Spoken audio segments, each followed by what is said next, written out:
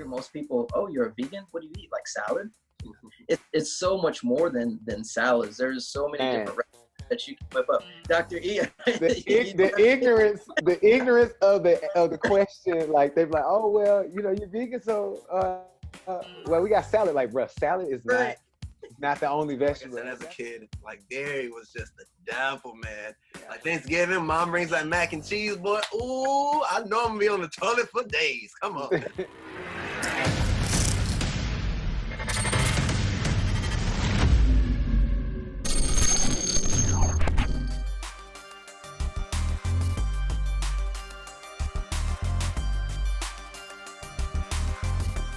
What's up, everybody? It's Grant Jones once again. Thank you guys for joining in. Today, we have a special guest. The man is extraordinary entertainer on the Carnival. You guys know him. You love him. His name's Dr. E. What's up, Dr. E? How you doing? Oh, what's going on, man? Feeling fantastic, as always. Feeling good. Feeling great. Feeling great. Feeling good. How are you? We're great. We're great, man. Thank you for joining us today, man. Appreciate it, man. It's my pleasure. Staff. So, so with Kendrick and I, we do these podcasts. We just trying to bring the consciousness level to everybody while we're in quarantine. Just make sure we practice best practices and everything. So we just have a few questions. So for Dr. E, real quick, for the people that don't know you, which is hard to believe, you're everywhere, man. The man does everything. Can you talk about your backstory on how you became an entertainer? Just a little bit about how you got started. My backstory, where it all began.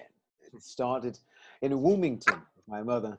I was spout out of the Wilmington alone. I didn't have a roommate. There was just me by myself. As far as entertainment, I'm from Atlanta, Georgia. So Decatur, I was pretty much the only child for majority of my life. So everything I wanted to do actually was just me by myself, right? I was looking for friends. I was doing this other stuff, but I didn't know I was entertaining until after somebody told me I was entertaining. It was that kind of lifestyle where somebody was like you always doing this, you always making jokes, you always making fun. And then I realized what it was, and it was so funny, like in hindsight, going back to figure out what it actually meant to be an entertainer. Because I remember in school having the question of who's your hero, and I put down Jim Carrey because Jim Carrey was like hilarious to me, right? I didn't know anything else. The only parent in there, single mother, she was like, I know you ain't gonna put down Jim Carrey as your. So I had the whole conversation, right? Then of course I changed it. I changed my answer to my mom after I figured out who my hero was, right? So it was my mom. But in hindsight, looking at it, the reason why I said that was because of the way he was able to operate, the way he was able to, entertain, make people laugh. It made my mom laugh till she cried, and then I realized, hey, that's what I'm doing. Like that's what let me know that I should be doing the entertaining. And from there on, I just kept going. I was hosting even in high school. I was hosting pep rallies and all this other stuff. Then I got into television in college, CBS in Huntsville, Alabama, and then in Atlanta, I was working at DeKalb County Television Station, DC TV. That was one of my favorite. And I was like that's where I kind of grew up, like from DC TV, because I started like 21, and I pretty much worked there all the way through college till I graduated. And then I just kept hosting live shows, music shows, comedy events, anything I could put the mic on, anywhere there's a microphone or a group of people I was hosting. So that's my entertainment background, man. Georgia Lottery, I did the Georgia Lottery host once before, so that was great.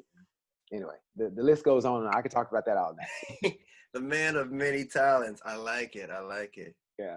Ladies and gentlemen, for those of you guys that don't know, 2 of the 3 of us are vegan.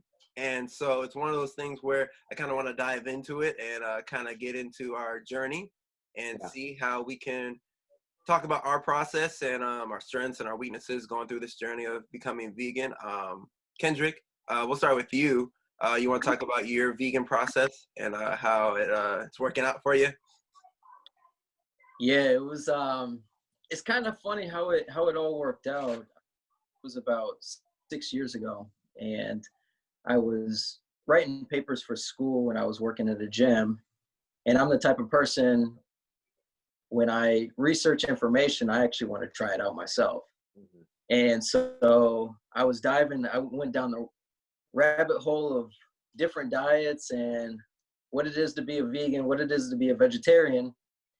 And it started off with me I was switching my milk. So I went from a 2% milk to a whole milk. And that's just because I was getting advice from other people.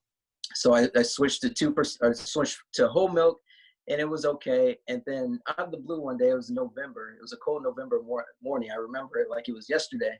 I was like, you know what? I'm gonna get rid of all animal products. And as soon as I did that, man, I tell you what, I lost about a good 15 to 25 pounds. Is in between there. So I remember going home for Thanksgiving that year, and my family was kind of looking at me funny. I was like, why is everybody looking at me funny? And my aunt, she was like, are you doing okay? I was like, yeah, why? She said, well, you're looking kind of thin. Is everything okay? Yeah, So, yeah. so, so to me, I didn't know I lost all this weight. I thought I was just going down this vegan trail of being healthy. So it took me a long time to really figure out what the best practices were of being a vegan, what foods I could eat. I thought it was just salad. You hear most people, oh, you're a vegan? What do you eat? Like salad? It's so much more than salads. There's so many different recipes that you can whip up. Dr. E, the ignorance of the question, like they're like, oh well, you know, you're vegan, so well, we got salad. Like, bro, salad is right. not the only vegetable. And if that's the only vegetable you can think of when you ask me that, and then they'll say salad, and then they'll bring in iceberg lettuce. Iceberg lettuce ain't even real. I'm like, get this out of here, man. I'm flipping tables. I'm like, get this stuff. I need this salad, bro. But yeah, man, just the ignorance of that question alone just irks me. Just to hear you say, they was like, so what you eat, salad? It's just right. And so after a few months, I think it took me about 2 or 3 months to really get a grasp on being a vegan. And so from there, I mean, I tell you what, I really feel like once I made that change, I used to have acne. I used to have digestive issues, skin issues. And that was the first time in my life where I felt like I was actually a human being for once. I wasn't walking around through life as a zombie. Yeah. And when people think about veganism, they think it's extremely strict, but you have to kind of find what's good for you and what works for your body, and then make adjustments that way. Very true. Very true. For me, I ain't never done a year yet, but you know, I went a couple months without doing it, went back and forth, like you said. Ever since I can remember, man, cheese has always been my enemy. You're like, why do you taste so good, but you treat me so bad, cheese? Man, you know, cheese is the enemy, man. It's so hard to eat. Dairy is the devil. Yeah, no, seriously, man. And it wasn't until like a couple of, like maybe 2 months ago, that's when I started like really saying, okay, I gotta like have some self-discipline. I was like, man, maybe the reason why I'm having all this, like, cheese is messing up my stomach because we messing with the cows, you know? So maybe we should stop messing with the cows and stop messing up your stomach. And then, right when I thought of that, I was like, man, like I said, as a kid, like, dairy was just the devil, man. Yeah. Like, Thanksgiving, mom brings that mac and cheese, boy. Ooh, I know I'm gonna be on the toilet for days. Come on. And that's the sad part about it, man. We sacrifice all that just for a plate of macaroni and cheese. Like, what was the sacrifice? Yeah, like, right. Literally, when you go back and look at it, like, what was even the point, man? Mm-hmm.